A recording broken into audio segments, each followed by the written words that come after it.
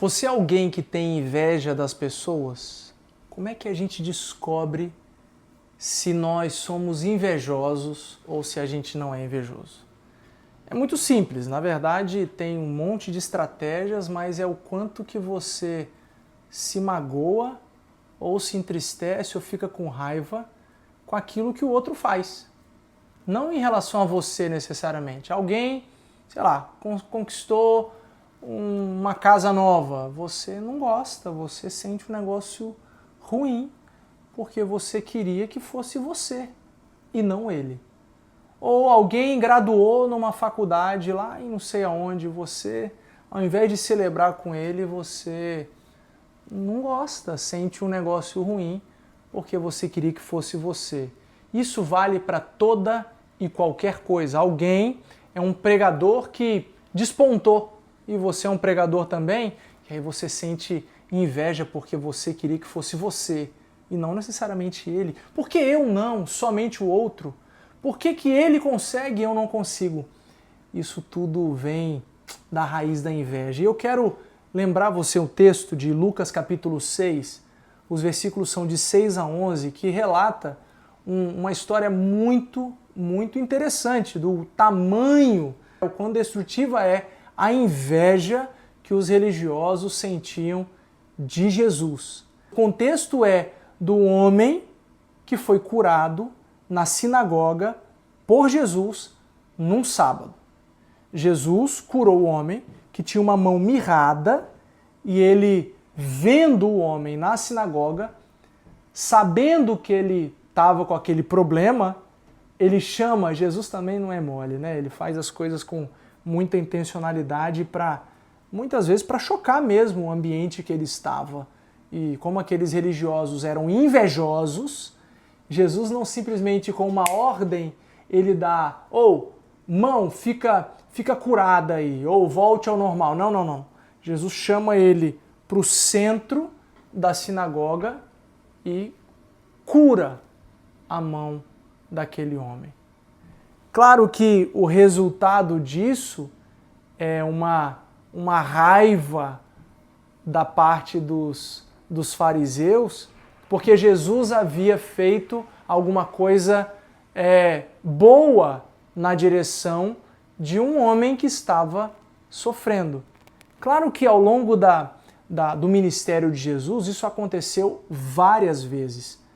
Aquilo que Jesus fazia na direção das pessoas, esses religiosos, eles ficavam com inveja. E você sabe por quê? A inveja, na verdade, a inveja levou Jesus para a cruz.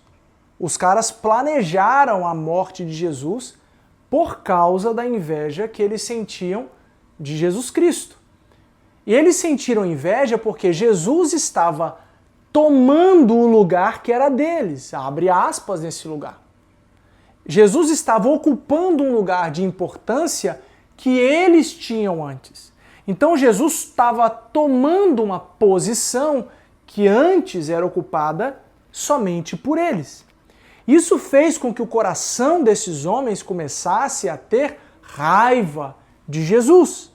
Então a inveja é um negócio tão absurdo, tão maluco, que faz com que você ache que aquilo que você possui é seu para sempre.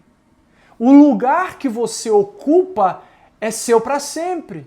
Se você é um líder, esse lugar de liderança é seu para sempre. Se você ocupa uma posição na empresa, você não vai passar, você vai ocupar essa posição para sempre ou só posições maiores. Então alguém chega novo na empresa e desponta na empresa, você fica com inveja dele. Daqui a pouco ele ocupa o seu lugar, você fica com inveja dele. Daqui a pouco ele passa de você no lugar de importância na empresa, você fica com inveja dele.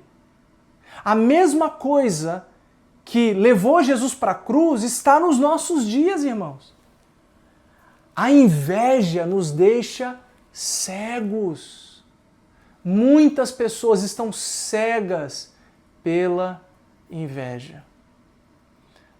E a inveja é vista muito simplesmente quando nós temos inveja de alguém, até o que essa pessoa faz de bom é ruim e me dá raiva.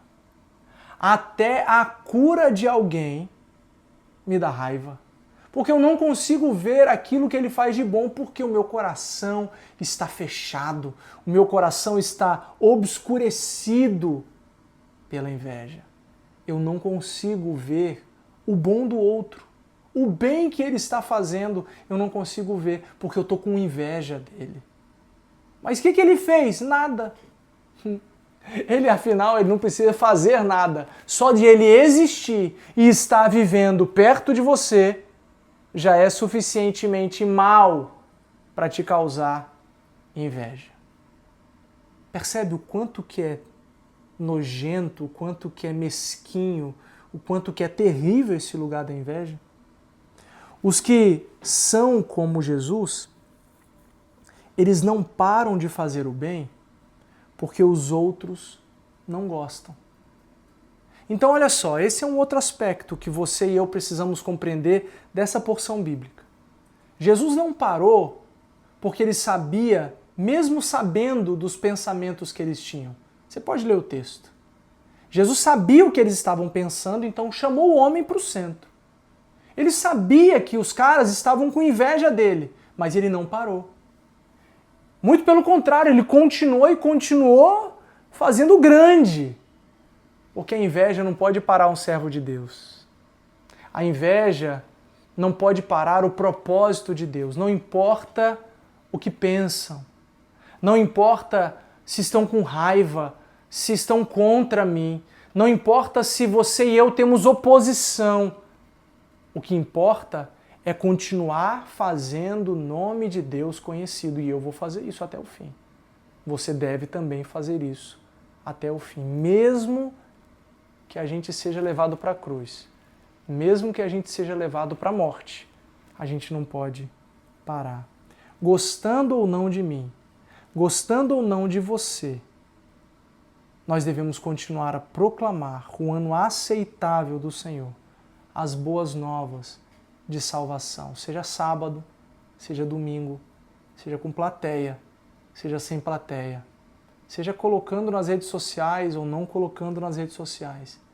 Eu e você não podemos parar por causa dos invejosos. Eu e você, na verdade, não podemos ser os invejosos.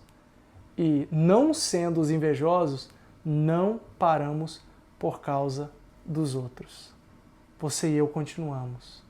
Duas coisas que eu queria que a gente ficasse registrado aqui para a gente poder pensar um pouquinho. Primeiro, você é invejoso? Você está cego pela inveja? Os outros não podem ser bem-sucedidos que você fica com raiva. Você queria ocupar o lugar deles. Aquilo que é seu. Aquilo que é do outro é do outro. Deixa o outro para lá. Fica feliz, aprende a chorar com os que choram e a ficar feliz com aqueles que estão felizes. E a segunda coisa, você está parando por causa do que os outros pensam? Seja inveja, seja raiva, ciúme, qualquer outra coisa, você está parando de proclamar que Jesus Cristo é o Senhor pelo que os outros estão falando ou pensando? Não pare. Faça como Jesus. Permaneça pregando o ano aceitável de Jesus, o ano aceitável de Deus. Permaneça pregando as boas novas para que as pessoas sejam libertas. Que Deus te abençoe. Fica com Deus. Tchau.